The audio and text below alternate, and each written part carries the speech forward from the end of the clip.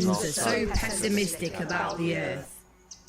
Maybe your concerns are misplaced, because we can hear you preaching, but we can see the water rising. So stop pretending you care. It's fine. We get it. We only want the best for ourselves too, for things to be convenient. And we know, you know, what you need to do. If you don't get at it very soon, we will rule. We're just here in the trees speaking the truth, that's all. We know you hear it flutter out from within the crow's warning. Them lot are clever, and when the shit hits the fan, they ain't gonna play nice.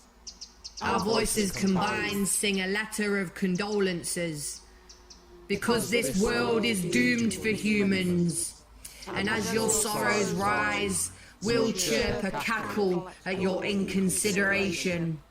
Yes, you, personally, are responsible for all that happens. And it won't be pretty when the birds see that the land is gone and we cannot reach the worms.